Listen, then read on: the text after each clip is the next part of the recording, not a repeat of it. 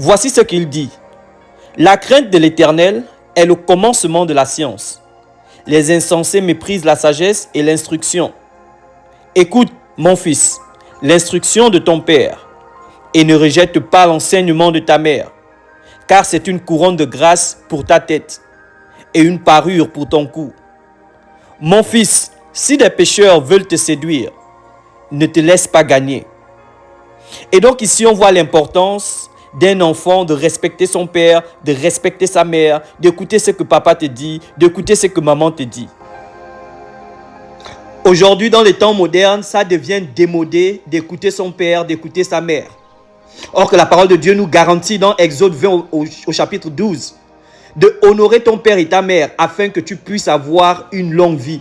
Donc selon Dieu, l'élément principal pour avoir une longue vie, ce n'est pas d'abord bien se nourrir, ce n'est pas d'abord aller à la gym, mais c'est d'abord honorer son père et sa mère. Aujourd'hui, quand quelqu'un a vieilli, subitement il devient vampireux, quelqu'un qui t'a donné la vie. Et ici, je ne dis pas qu'il n'existe pas certaines pratiques, mais ton père et ta mère sont les personnes qui t'aiment vraiment. Et ici, ton père et ta mère, ce n'est pas forcément les personnes qui t'ont donné la vie, mais toute personne qui peut avoir l'âge de ton père et de ta mère. C'est bien dommage qu'aujourd'hui, dans nos assemblées, on prêche beaucoup sur les démons familiales, les esprits que ta mère t'a mis, les esprits que ton père t'a mis. Mais on prêche moins sur le respect de nos parents, le respect des autorités, l'obéissance à la parole. Fais cette prière avec moi afin que ce message soit ton partage. Père éternel, nous te remercions. Merci de nous rappeler sur l'importance de respecter nos parents, de respecter les autorités, non pas seulement nos parents biologiques, mais aussi